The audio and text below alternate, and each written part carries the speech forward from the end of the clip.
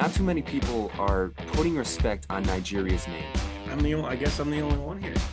The Bucks are winning this thing, man. They just try to play 1v1 the whole time. They just think they're going to be able to out-talent them 1v1 and get around them and score. Welcome to FN Studios. Here with Kody, Kevin, and Greg, this is the Dropout Sports. Welcome back into another episode with the Dropout Sports. Guys, my name is Kody Everts. I'm here with my co-host Kevin Redfield and Greg Wilson. Kevin, what are you doing, man? How you been? I've been good, just working on some projects, working at my deli job, just getting money and going for stuff. There you go. Just trying to get some goals. What about you, Greg? I'm still in Atlanta. Yeah, living stuff down here for at least until Sunday, possibly until Tuesday. But I am going to a Braves game on Friday. Unfortunately, I don't get to see Ronald Acuna though. I am pretty upset about that. But yeah, there's some news. Ronald Acuna tears his ACL. Very sad. Very exciting player. But that's not what we're talking about today, because we are talking NBA. First off, we just wanted to talk about though is the United States American team. They're 0-2 right now, and I just know that Kevin has had some thoughts on it that are pretty strong, and I know that I've watched other people who the analysts talk about it that are very strong feeling about this. It's surprising because there was so much talk before this about USA destroying everybody in this, but I really just want to know Kevin's thoughts right off the bat. So Kevin, what are you thinking about all this? Okay, just on this topic, on the game versus Nigeria in general, I want to go over the U.S. briefly, and then I want to give some props to Nigeria, just because that's a team of a bunch of dogs right there. The U.S. is playing such ISO-heavy ball that, coaching has gone so far nowadays that it's been proven. In I think it was FIBA 2015, the USA didn't even medal in that. So I think teams are proving more and more nowadays that ISO ball and good players can't be beaten by just great teamwork and great coaching. With that being said, Nigeria, man, this team is off the walls, insane good. Now, in the game against the U.S., Gabe Vincent, a reserve for the Miami Heat, he was 6 for 8 from 3. The whole team was 20 for, I think, 43 from 3. That's not above 50%, but that's pretty damn close. 60 points off of threes. That is amazing, especially in international ball where you don't see as many high scoring games. And then on top of that, the team has guys like Jahlil Okafor, like Michael Benajer, guys that know the NBA and know how to play against these players. And to add on to that, a couple days ago, Nigeria beat the number 4 team in the world, Argentina. And Argentina's always good. They're always on the cusp of getting 3rd or 4th in the Olympics. So not too many people are putting respect on Nigeria's name because they have dogs and they know how to play basketball. I would not be surprised at all if this team medaled at the Olympics. Yeah, media is more focused on why is the United States losing. I mean, hasn't been a lot of props toward Nigeria, but I have noticed that it's just you're right. They just try to play 1v1 the whole time. They just think they're going to be able to out-talent them 1v1 and get around them and score. But when a team's playing hard and they already were prepared for that, it's going to be really hard for USA to win. Yeah, I mean, the 1v1 thing, it's not Greg Popovich style basketball. So it is kind of weird to see this. So, it's obviously the first Olympics without Coach K. I guess there might be some sort of transition period with that. I don't know. But I don't know. They're not playing Popovich style basketball, which I was expecting coming into this. But also at the same time, like you guys said, you got to give Nigeria credit here too. We can't just talk about USA. The USA team blew this game away they must be terrible now. Basketball around the entire world is just getting better and better every single year, and it's been that way. There's not going to be big blowouts like we saw with the Dream Team and in 2012. We're just not going to be seeing that as much anymore. Basketball's better everywhere at this point. So, and to go off of that, like we saw for the second loss, the second U.S. exhibition loss to Australia. Australia's been the catalyst in terms of non-powerhouse countries all of a sudden coming up in having these NBA guys like Joe Ingles, Patty Mills. I know he's not on their team right now, but Ben Simmons, those guys just representing their country so well and making themselves a force to be reckoned. I mean, I remember watching Australia in 2016 and thinking, how is Patty Mills not an all-star? Like, these guys, when it comes to international play, they're just a different breed. Like, these guys don't come out for the NBA season like they do for their country. And if I'm being honest, the nationalism for the U.S., I just don't think is there. If that's like an X factor at all, I don't think Kevin Durant is going out there and saying, I'm doing this for America. I just don't see it. Yeah, there's just not. It doesn't feel like the chemistry is there like it is for a lot of the other teams, especially teams they played. Dante Exum. Do you remember who Dante Exum? Oh yeah. Is he still playing? I'm pretty sure he is. I don't know if he's on the team or not because he's regressed. When he got drafted, I was like, this guy's the next big thing. Like, he is the next big thing, and he's Australian. But we all miss. Yeah, we you know who else misses? Kevin Durant with his 17 points against this team. Jesus, if he's one of the best players of all time, I'm just saying, it's just. I mean, don't fall into that.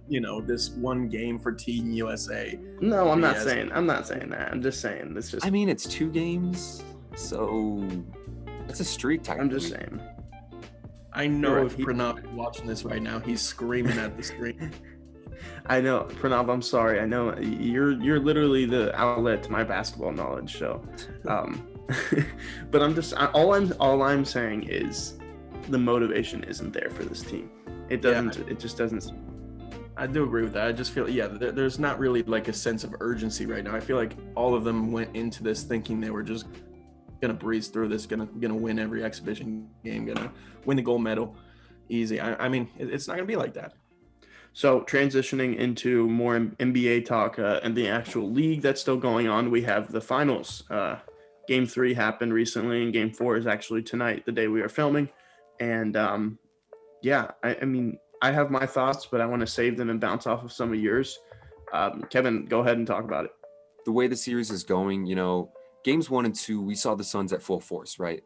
We saw how perfectly Monty Williams can make this engine of the Suns team go, how Chris Paul can lead the Suns team, how Ayton and Booker can be that X factor, and how Mikal Bridges can somehow be a borderline all-star as their 4th guy.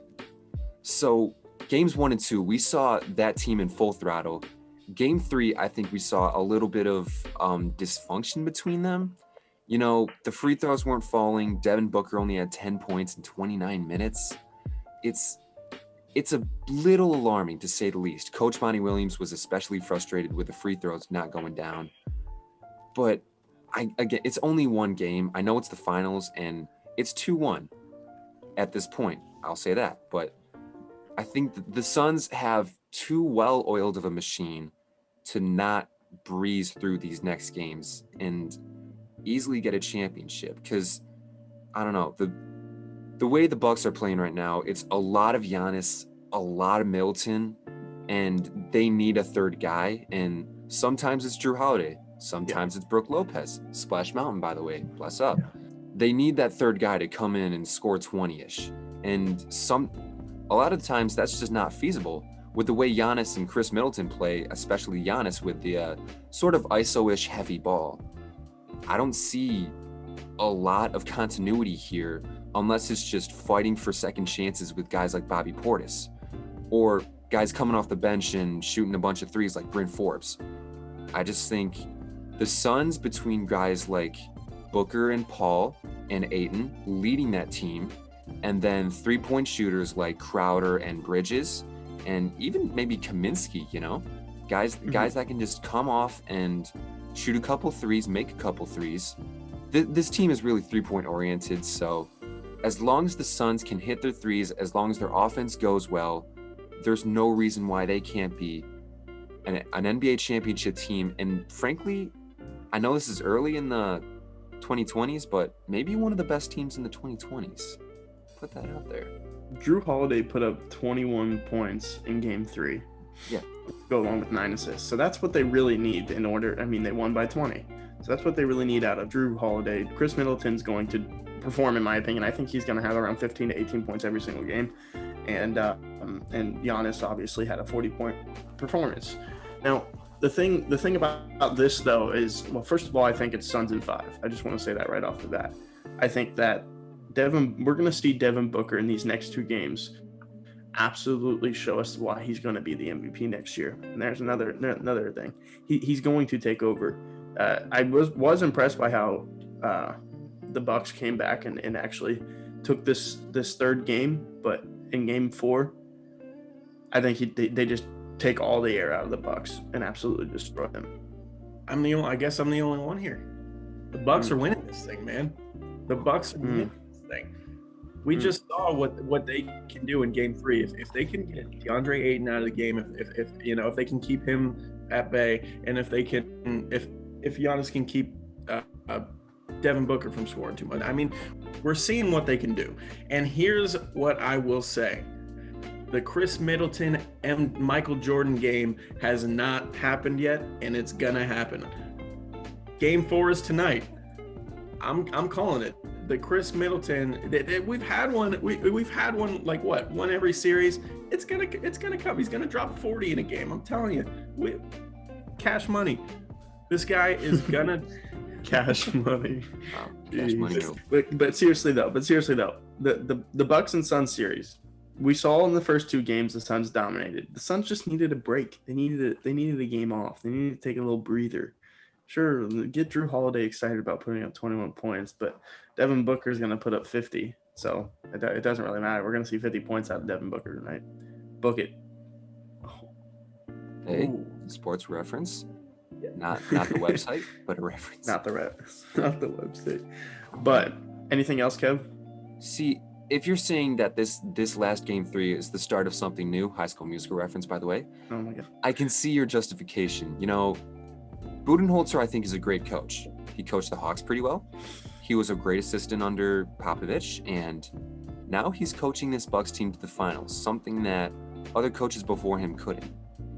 And this team is brandish new. They've got a lot of new faces. This whole NBA Finals is all about new and exciting. So I totally get where you're coming from when you say this team is all of a sudden going to down 0-2, just gonna come back and take the NBA by storm and win the finals in 6 or 7 games. I like the way you put that. We can stop there.